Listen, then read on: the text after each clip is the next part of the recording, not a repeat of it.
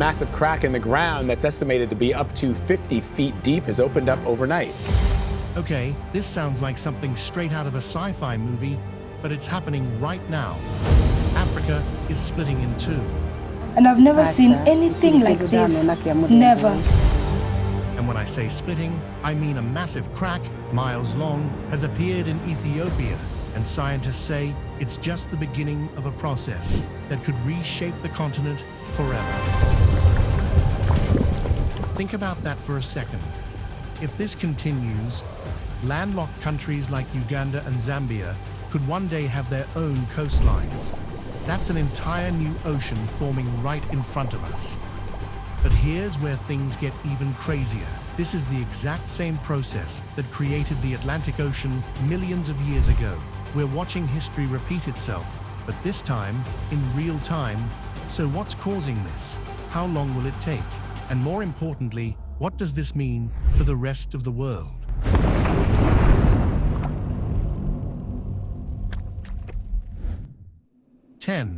A new ocean is emerging in Africa. All right, let's dive in. No pun intended.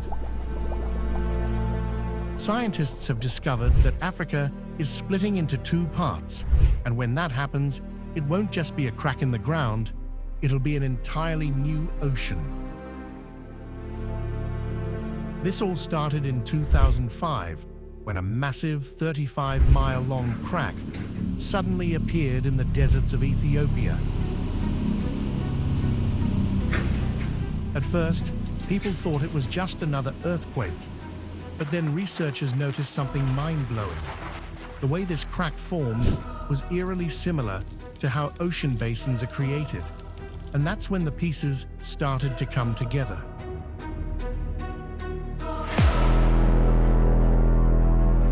See, Africa isn't just one solid piece of land. It's sitting on multiple tectonic plates. The three major ones involved here are the African Nubian plate, the African Somali plate, and the Arabian plate. And guess what? They've been slowly drifting apart for millions of years. Now, when tectonic plates move apart, something huge happens. The space left behind doesn't just stay empty. It eventually gets filled with water. That means, in about 5 to 50 million years, a brand new ocean will cut through East Africa, turning some landlocked countries, like Uganda and Zambia, into coastal nations. Sounds like a dream come true, right? But hold on, it's not all good news. Before you start planning your future beach vacations in Uganda, let's talk about the darker side of this phenomenon. Because trust me, this isn't just about new coastlines and potential tourist attractions. The separation of the African continent is already triggering volcanic eruptions and earthquakes in the region. The infamous East African Rift System, stretching from Ethiopia to Mozambique, is a ticking time bomb of geological activity. As plates continue to pull apart, expect more eruptions, more earthquakes, and possibly catastrophic natural disasters. And then there's the issue of freshwater. When seawater floods into these newly created rifts, it could destroy natural freshwater sources, leaving millions of people without drinkable water. Think about it. Entire ecosystems will be thrown into chaos. The wildlife, the agriculture, even the way people have lived for generations, all of it will be reshaped in ways we can't even fully predict yet. And if that's not enough to make you uneasy, consider this. What's buried beneath these lands? Oil? Minerals?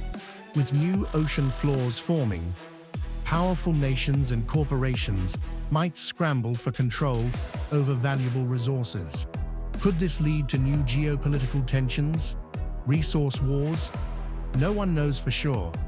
But history tells us that where there are valuable resources, there's conflict. Now, I know what some of you are thinking. Okay, so Africa is splitting in half. But why should I care? Well, here's where it gets even crazier. As tectonic shifts continue, they could have ripple effects across the entire globe. Think about it. These massive movements in the Earth's crust can lead to changes in ocean currents and weather patterns. Could this shift in Africa end up affecting climates in Europe, Asia, or even the Americas? And what if this isn't just an isolated event? What if it's part of a much bigger, much more unpredictable cycle of Earth's geological transformations? The more we study these shifts, the more we realize how little we know about the forces shaping our planet. And that's where things get really terrifying. So, as Africa slowly rips itself apart, the future of the continent, and even the world, may be changed forever. But while this geological transformation is happening over millions of years, disasters happening right now that remind us just how powerful and unpredictable Earth's forces really are. Take the horrifying earthquakes that struck Turkey and Syria in early 2023. The destruction was so massive that scientists are still trying to grasp the full scale of its impact. And trust me, this was no ordinary earthquake. Like and subscribe right now, and you'll have amazing luck for the rest of the week. 9. The Turkey-Syria earthquakes. Picture this. It's the middle of the night. People are asleep. And then, at exactly 4:17 a.m., the ground starts to shake violently. Buildings collapse like they're made of paper. Streets crack open, and in just a few seconds, thousands of lives are lost. That's exactly what happened on February 6, 2023, when a massive 7.8 magnitude earthquake hit southeastern Turkey and northern Syria. And just when people thought it couldn't get worse, a second earthquake, 7.5 magnitude, struck just hours later. This wasn't just a natural disaster. It was one of the deadliest earthquakes in modern history. Over 55,000 people lost their lives, and more than 110,000 were injured. In Turkey alone, 1.5 million people were left homeless, while nearly 3 million were displaced in Syria.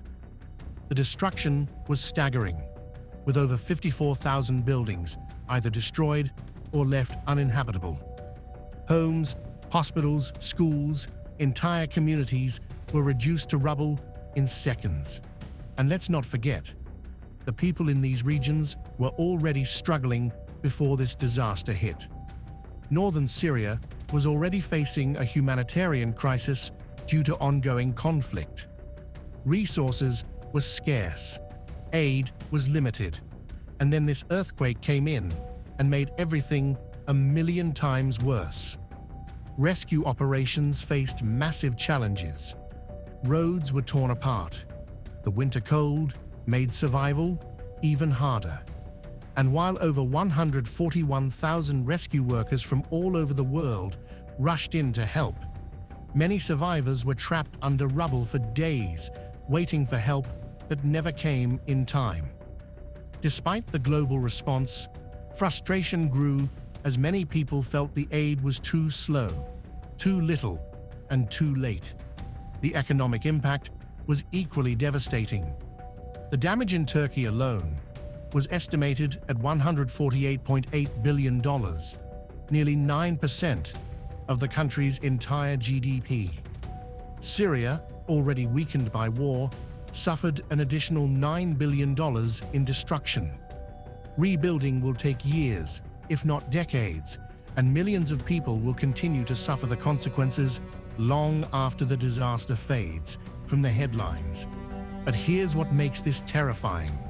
Scientists say this region is one of the most earthquake-prone areas in the world. And with the way tectonic plates are shifting, this might not be the last time a disaster like this happens. And speaking of natural disasters, the Earth wasn't done unleashing its fury in 2023. Because just a year later, something terrifying happened in Indonesia.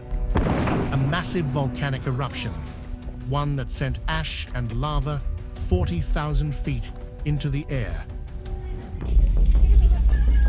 8.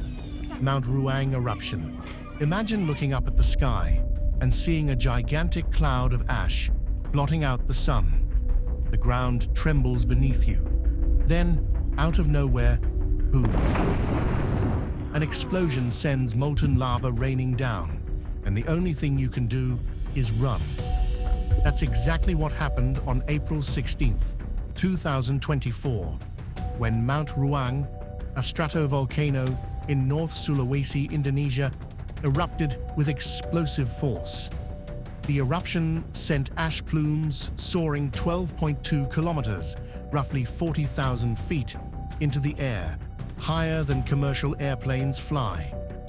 In the weeks leading up to the eruption, over 300 volcanic earthquakes were recorded, signaling that something catastrophic was about to unfold.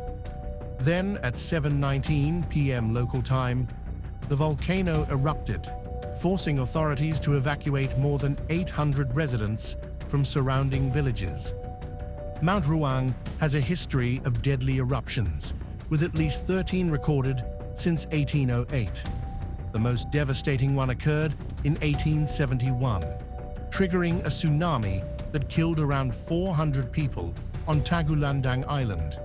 The volcano's last major eruption before 2024 was in 2002, sending an ash column 17 miles into the atmosphere. With such a volatile history, it's no surprise that scientists and local officials feared this recent eruption could spiral into something even worse. The eruption didn't just displace residents, it also caused major disruptions.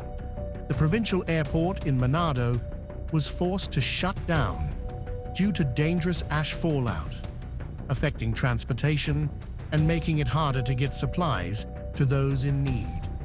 Authorities scrambled to set up temporary shelters and provide food, water, and medical aid to those who had to flee their homes.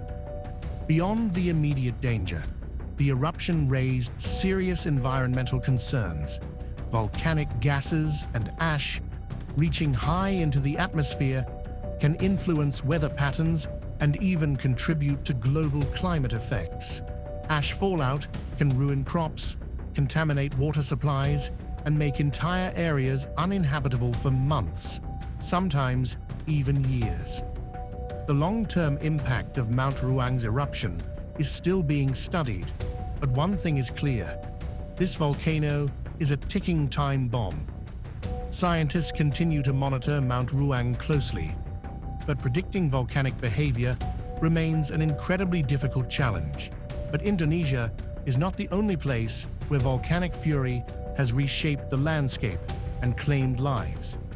Thousands of miles away, in Central America, another volcano has left an unforgettable mark on history. Guatemala, a country known for its towering peaks and volatile geology, is home to one of the most dangerous volcanoes on the planet, Volcán de Fuego, or the Volcano of Fire. And when it erupted in 2018, the destruction it unleashed was something straight out of a nightmare. 7.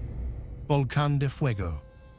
Tucked just 44 kilometers away from Guatemala City, Volcán de Fuego has a long and violent history of eruptions.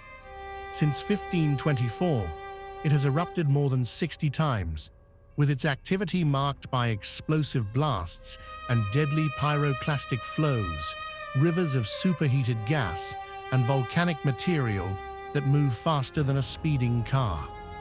Previous eruptions, such as those in 1902 and 1974, had already proven how deadly this volcano could be.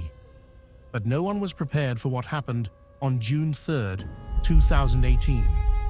After weeks of seismic activity, the volcano erupted with terrifying force, sending a massive ash cloud 9.3 miles into the sky.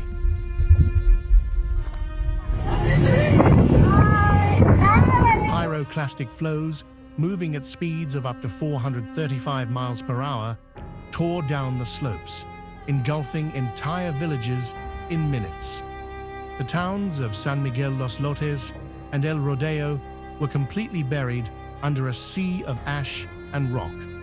Nearly 200 people lost their lives, making it one of the deadliest volcanic disasters in Guatemala's history.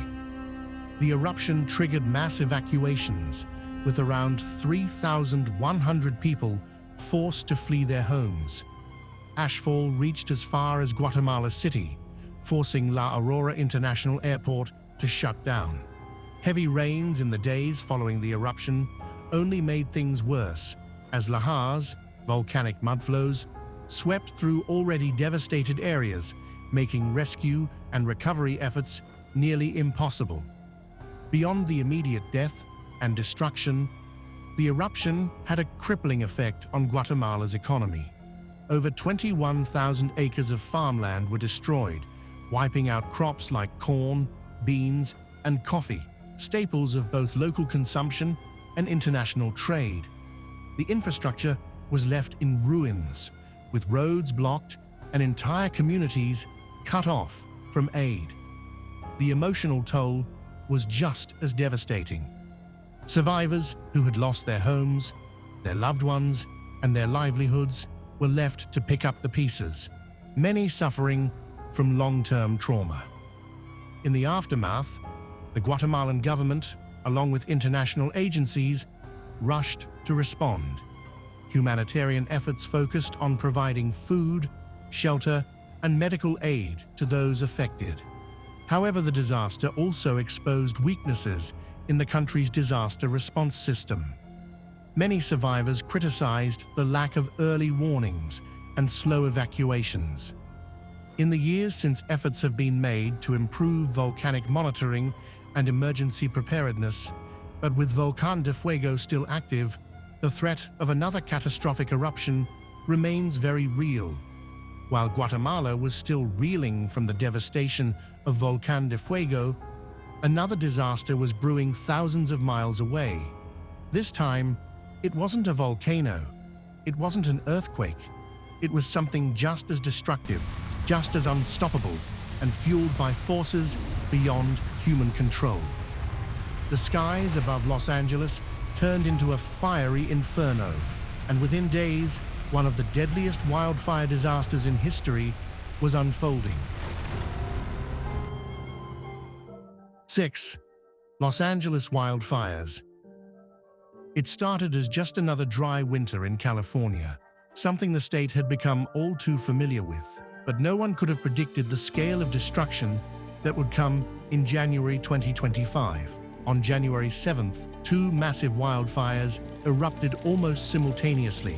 The Palisades Fire ignited in Pacific Palisades, quickly devouring over 23,713 acres of land. At the same time, the Eaton Fire roared to life, spreading across 14,117 acres with terrifying speed. Together, these fires tore through Los Angeles County, leaving a trail of destruction that would go down as one of the worst wildfire disasters in California's history. The inferno was fueled by the infamous Santa Ana winds, which blasted through the region at speeds of up to 100 miles per hour. These winds turned the flames into an unstoppable force, pushing them toward densely populated neighborhoods. Firefighters fought desperately to contain the blaze, but the flames moved too fast, jumping highways, engulfing homes, and leaving entire communities in ruins. The human toll was heartbreaking. At least 29 people lost their lives, some while trying to protect their homes from the advancing flames. Families were torn apart in a matter of hours. A father and son were found inside their burned home, victims of the Eaton Fire's merciless spread. As the fires raged on, nearly 200,000 people were forced to evacuate, leaving everything behind. The damage was staggering. By the end of January, more than 16,000 structures had been either destroyed or severely damaged. Roads were left impassable, emergency services were stretched thin, and countless families found themselves homeless overnight. Temporary shelters struggled to accommodate the growing number of displaced residents, with food, water, and medical supplies running critically low. Economically, the impact was catastrophic. Initial estimates suggested that insured losses alone could exceed $20 billion, while the total damage, including uninsured losses, could surpass $50 billion. This level of destruction set a new, grim record for wildfires in California, raising urgent questions about the future of the state's fire management and disaster response. But the most alarming aspect of this disaster was the underlying cause. Experts pointed directly at climate change. Years of prolonged drought, combined with erratic weather patterns, had turned Southern California into a tinderbox. Climate scientist Daniel Swain warned that this was just the beginning. Wildfires in California were only going to get bigger, faster, and deadlier in the years to come. And if that's true, then what happened in Los Angeles in January 2025 might not be remembered as the worst wildfire disaster in history, but just a preview of what's to come. While Los Angeles struggled to recover from one of the worst fire disasters in California's history, Haiti was still reeling from a catastrophe that had struck years earlier. An earthquake, one of the most powerful to ever hit the island, ripped through southern Haiti in 2021, turning entire cities to rubble in mere seconds. And just when the survivors thought they had seen the worst, nature delivered another crushing blow. 5. Haiti earthquake. On August 14, 2021, the ground beneath Haiti shook with terrifying force. A powerful magnitude 7.2 earthquake struck the Tiburon Peninsula, just 150 kilometers west of the capital, Port-au-Prince. Its epicenter, located near the town of Petit-Trou-de-Nipes, lay at a shallow depth of only 6.2 miles. This meant that the shaking was felt even more intensely, causing widespread devastation across the region. The numbers alone tell a story of immense tragedy. At least 2,248 people lost their lives, while more than 12,200 others were injured. The Sud Department was among the hardest-hit areas, where entire towns were left in ruins. An estimated 137,500 buildings, homes, businesses, schools, and hospitals were either severely damaged or destroyed. Overnight, nearly 650,000 people found themselves in desperate need of humanitarian aid. The city of Les Cayes, Haiti's third-largest urban center and one of the closest to the epicenter, suffered some of the most severe damage.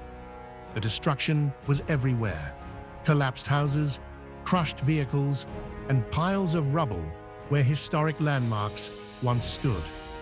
The Immaculate Conception Church, a place of worship and cultural significance, was among the many structures that could not withstand the force of the quake.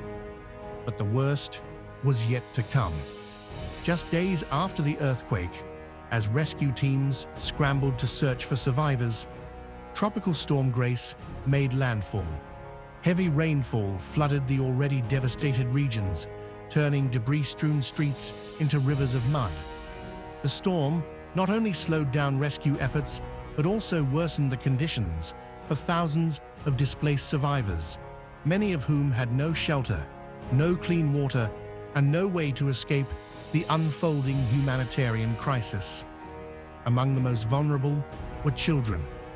UNICEF reported that over 500,000 children were directly impacted by the disaster, left without food, clean water, or a safe place to stay. The United Nations estimated that around 800,000 people required urgent humanitarian assistance. Hunger, disease, and trauma became the new realities for those who had survived the initial quake. The response to the earthquake was swift, but faced enormous challenges. The Haitian government declared a state of emergency, mobilizing whatever resources it had. International aid organizations, including USAID, pledged financial support, with the US committing $32 million to relief and reconstruction efforts. But getting help to the affected regions proved to be a logistical nightmare. Roads were either destroyed or blocked by landslides, cutting off entire communities from aid. Despite the heroic efforts of humanitarian groups and local responders, the scars left by the earthquake, both physical and emotional, would take years to heal. Haiti, still recovering from the catastrophic 2010 earthquake that had claimed over 220,000 lives, was once again reminded of its vulnerability to natural disasters. Yet, Haiti was not alone in facing the devastating consequences of nature's wrath. Thousands of miles away, in the mountains of Afghanistan, another disaster was unfolding, one that would bury an entire village under a sea of mud, leaving nothing but silence in its wake.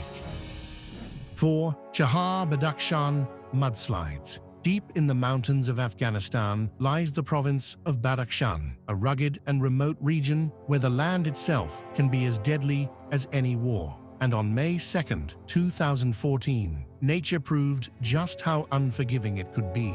For weeks, heavy rains had been soaking the hillsides of the Argo district. The already unstable slopes, weakened by erosion and deforestation, were on the verge of collapse. Then, at around 11 a.m. local time, disaster struck.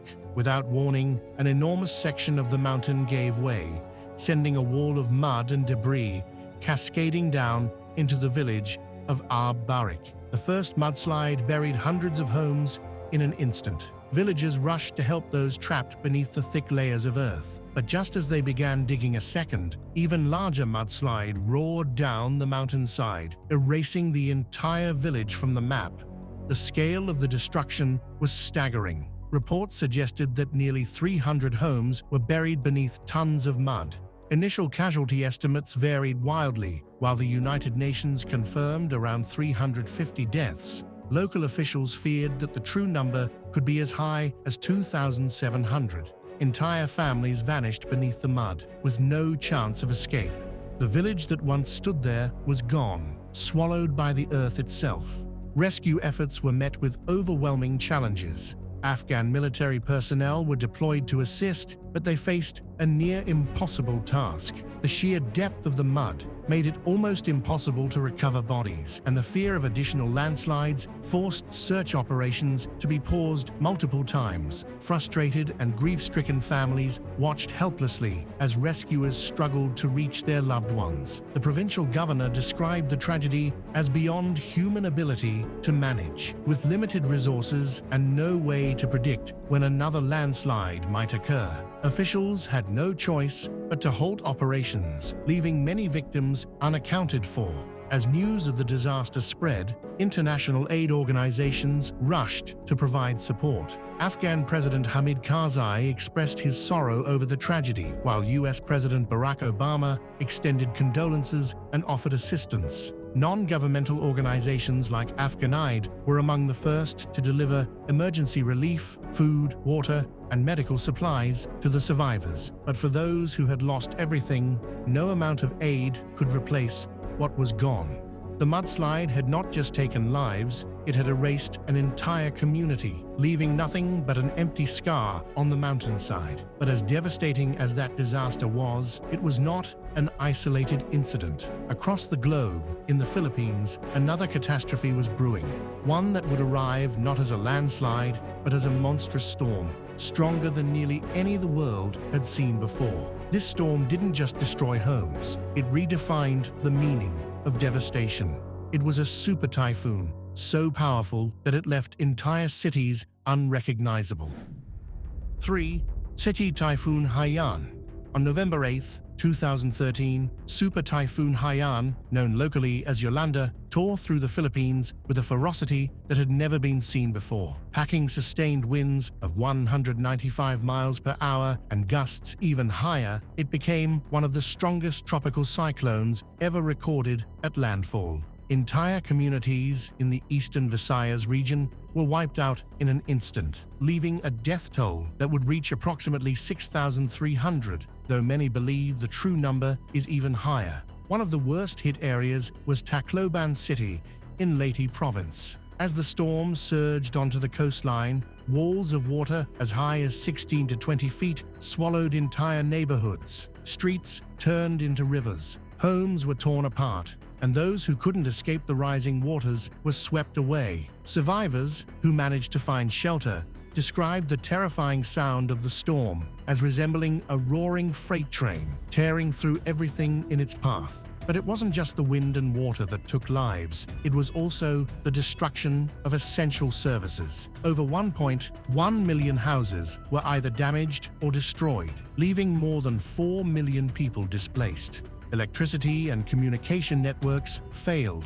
Roads were blocked by debris, making rescue operations nearly impossible. Survivors had no food, no clean water, and no medical care. In the days following Haiyan, a humanitarian crisis unfolded. The United Nations and international aid groups rushed to help, but the sheer scale of the devastation made coordination difficult. Evacuation centers filled up with desperate families, many of whom had lost everything. Nearly 400,000 people were crammed into overcrowded shelters, where poor sanitation raised fears of disease outbreaks. The international response came swiftly. Countries around the world sent aid, rescue teams, and medical support. The United Nations, UNICEF, and the World Food Programme worked around the clock to distribute supplies. Even then, criticism arose. Many survivors waited for days, some even weeks, before receiving assistance, exposing flaws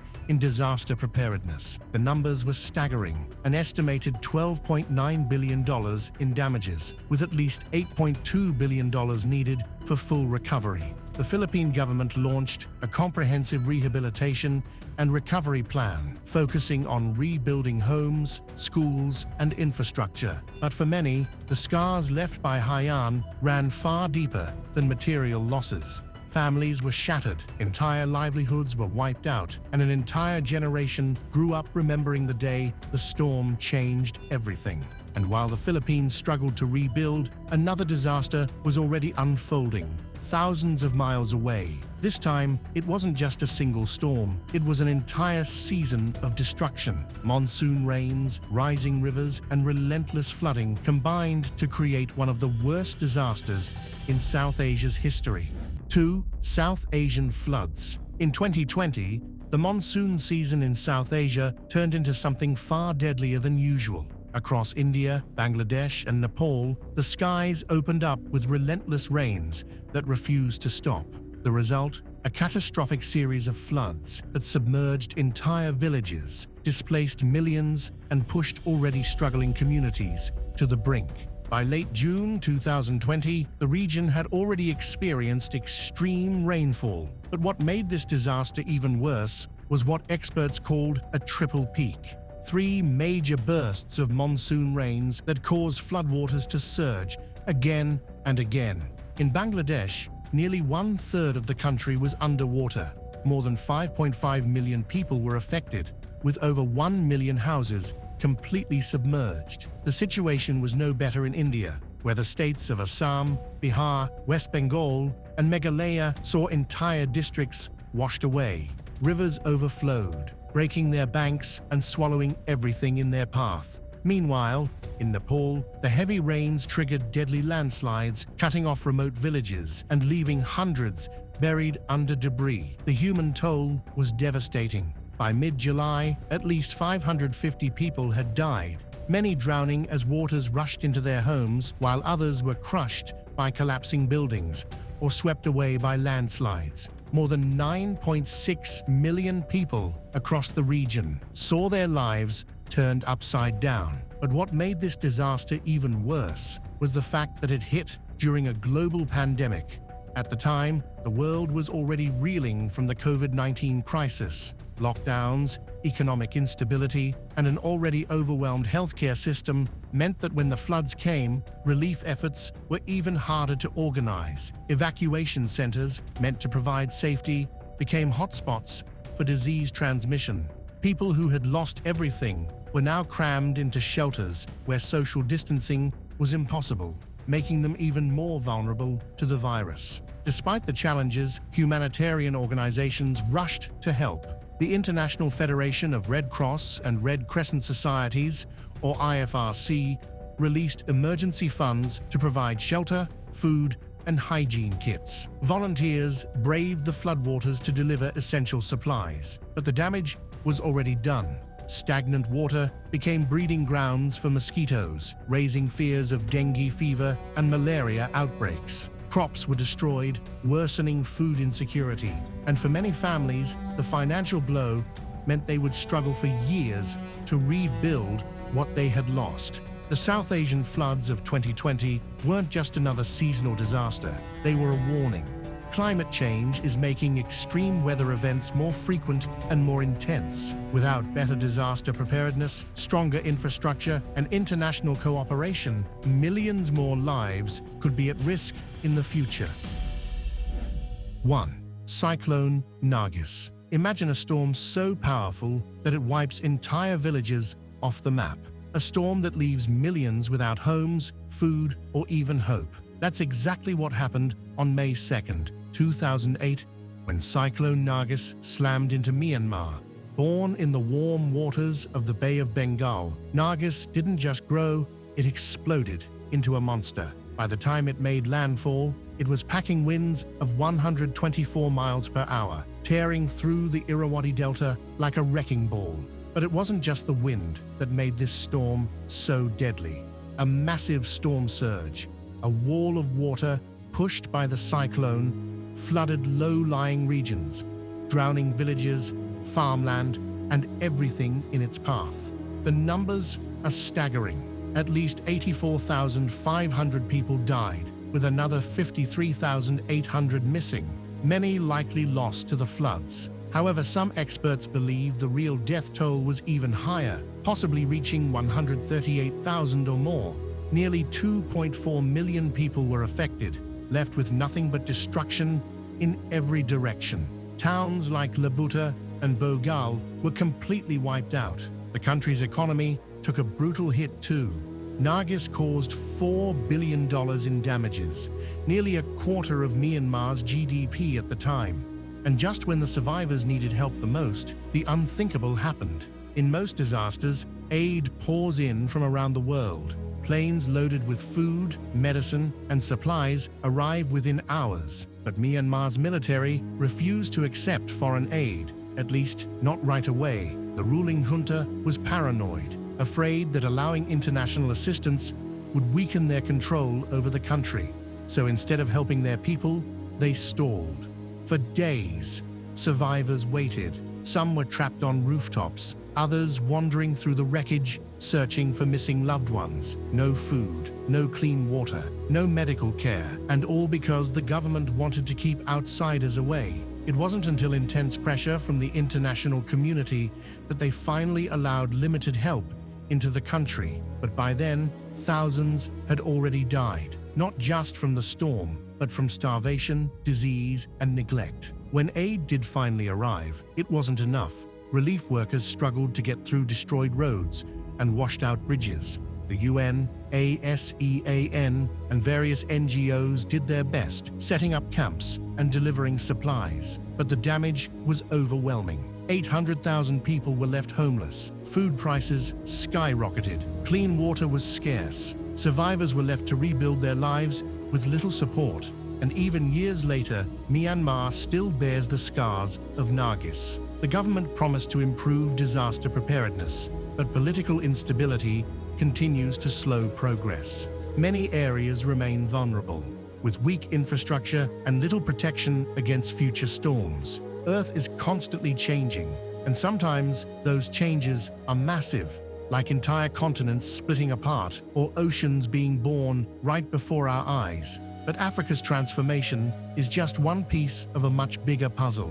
With deadly earthquakes, volcanic eruptions, and extreme weather events happening more frequently, it's clear that our planet is more unpredictable than we ever imagined. So, what do you think? Could Africa's split trigger even bigger global changes? Let me know in the comments. And if you enjoyed this deep dive, don't forget to hit that like button, subscribe for more mind-blowing discoveries, and turn on notifications so you never miss an update. Thanks for watching, and I'll see you in the next one.